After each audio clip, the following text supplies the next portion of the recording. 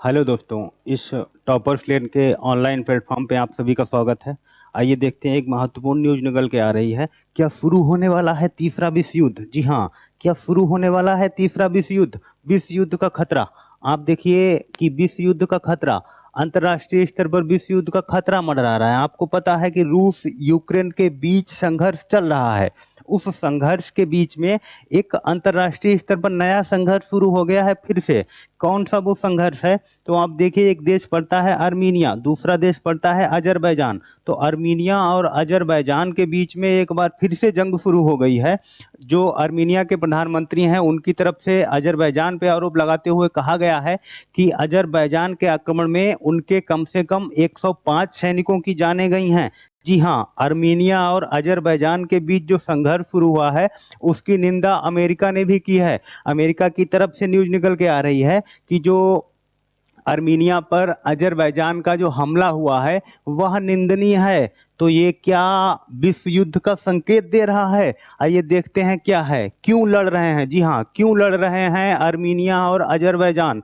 क्यों ये आपस में लड़ रहे हैं? द हिंदू की तरफ से न्यूज़ निकल के आ रही है। आप समझो कि 2020 तक, जब तक कि रसिया के द्वारा दोनों के बीच मध्यस्थता नहीं की गई थी, तब तक ये दोनों देश क्षेत्रीय संघर्षों में उलझे हुए थे। 2020 के बाद से एक बार फिर से संघर्ष शुरू हो गया है। और जो नया संघर्ष शुरू हुआ है, इसमें लगभग 100 सैनिकों के मारे जाने की सूचना निकल के आ रही है। 100 सैनिकों के मारे जाने की खबर निकल के आ रही है। तो क्या है ये अर्मीनिया और अजरबैजान के बीच संघर्ष का मुख्य कारण?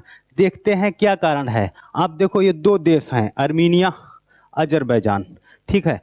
जो बीच में ये पार्ट पड़ता है, जिसको आप बोलते हो Nagorno Nagorno Karabakh Karabakh Nagorno Karabakh. तो ये जो नगोर्नो काराबाख है, ये लड़ाई का मुख्य कारण है। देखते हैं क्यों ये मुख्य कारण है लड़ाई का। आप लोगों को पता होना चाहिए कि 1920 के दशक में जिस समय सोवियत संघ का गठन किया गया, उस समय ये दोनों देश, चाहे अर्मीनिया हो चाहे अजरबैजान हो, दोनों देश सोवियत संघ का हिस्सा बने। ठीक है ना।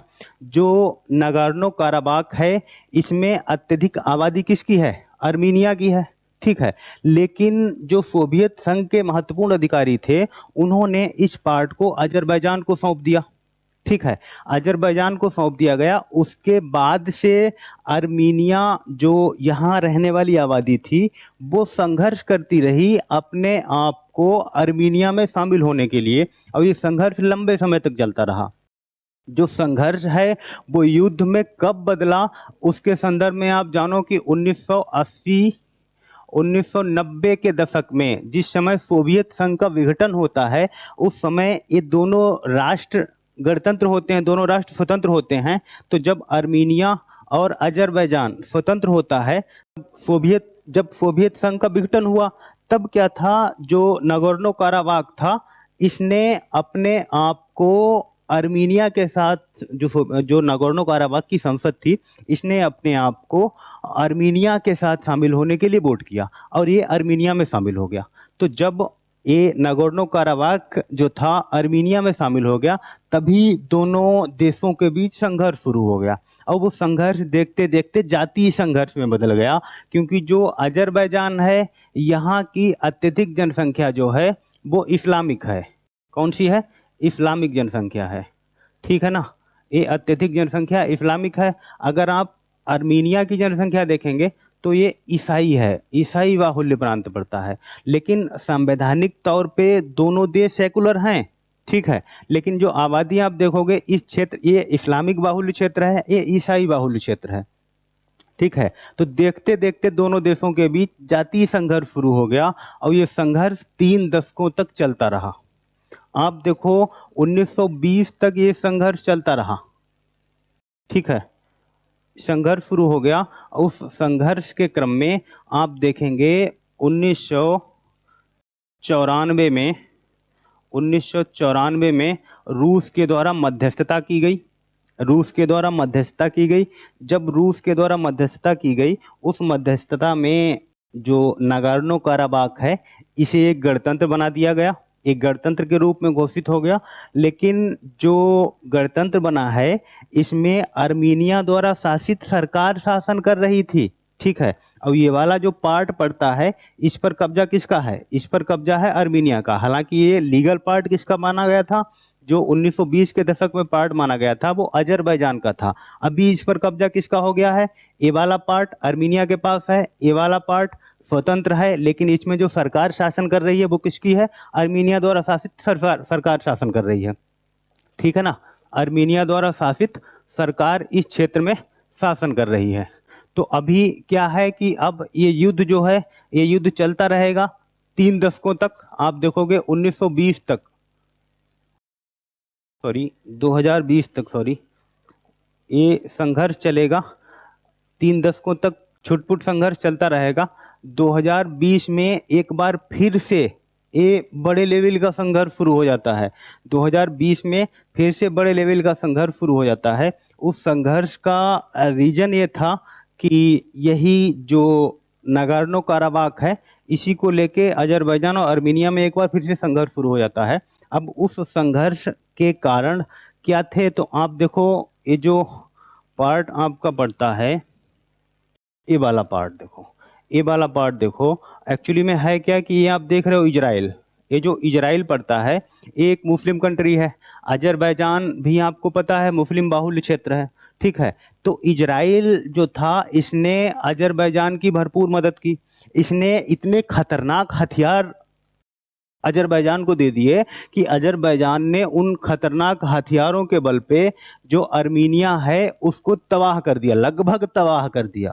ठीक है ना, इसके पास इतने खतरनाक हथियार दे दिए। हालांकि अमेरिका ने इसका विरोध भी किया कि आपने हमारी बगैर राय के ये जो हथियार थे वो अजरबैजान को क्यों दे दिए। ठीक है, तो आप देखो कि जो इजराइल है वो अजरबैजान की मदद कर रहा है, इस्लामिक कंट्री है इसलिए नहीं, इसके पीछे इजराइल का भी महत्वपूर्ण कोई उद्देश्य छिपा हुआ है। वो महत्वपूर्ण उद्देश्य क्या है आपको पता होना चाहिए कि जो इजराइल है इसका दुश्मन कौन है? इजराइल का दुश्मन कौन है? इजराइल का दुश्मन है ये ईरान। आप समझो कि जो अजरबैजान है, अगर इजराइल इस क्षेत्र में स्थापित हो जाता है तो ईरान के पड़ोस में आ जाएगा ना, ईरान के पास में हो जाएगा, तो यहाँ से ईरान को कंट्रोल करने में उसको फायदा मिलेगा। इसलिए इजराइल जो है वो अजरबैजान की मदद कर रहा था। ठीक है ना, तो इसी मदद के कारण आप समझो 1920 में संघर्ष शुरू हुआ। दूसरा आप एक महत्वपूर्ण पॉइंट समझो कि ये जो राष्ट्र आप देख रहे हो यहाँ पे तुर्की, ये जो तुर्की है ये अपने आप को पूरे विश्व में इस्लामिक लीडर के रूप में स्थापित करना चाह रहा है। ये कह रहा है कि हम इस्लामिक लीडर हैं। ठीक है, अब ये इस्लामिक लीडर होने के रूप में अपने आप को पेश कर रहा है और खुले तौर पर ये अजरबैजान की मदद कर रहा है, खुले रूप से कर रहा है। तो जो 1920 में तुर्की ने मदद की थी, इजराइल से भी मदद मिल रही थी अजरबैजान को। उन दोनों के कारण आप देखो कि अजरबैजान ने जो था एक बार फिर से अर्मीनिया पर धावा बोल दिया था, अर्मीनिया पर संघर्ष कर दिया था। तो ये संघर्ष अर्मीनिया और अजरबैजान के बीच चल रहा है।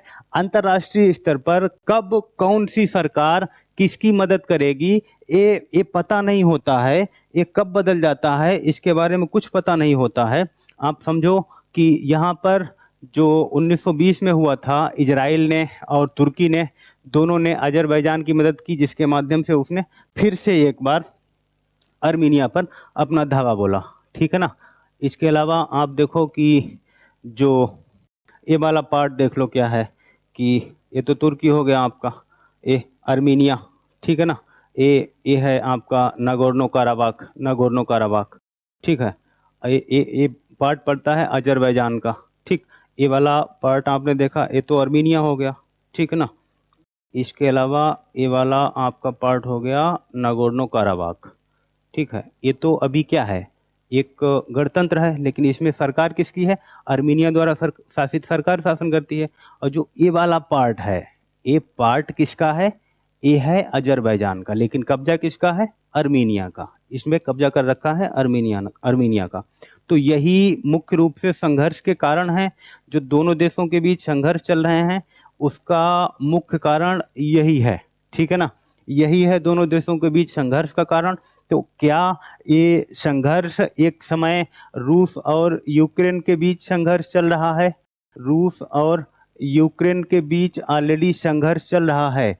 क्या उस संघर्ष के बीच में ये जो अर्मीनिया और अजरबैजान का संघर्ष है कि जो कि अभी शुरू हुआ है, क्या ये संघर्ष भी बड़े स्तर तक लेके जाएगा?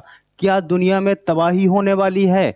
क्या रूस यूक्रेन के बीच जो संघर्ष चल रहा है उसका कोई संबंध आप देखो कि जो अजरबैजान और अर्मीनिया है उसके संघर्ष के साथ है?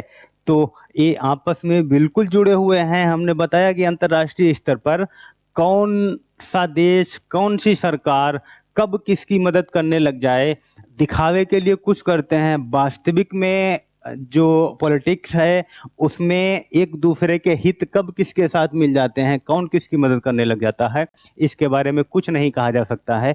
जैसे जैसे आगे न्यूज़ निकल के आएगी हम आपके सामने उपस्थित होंगे। तब तक के लिए थैंक यू, धन्यवाद।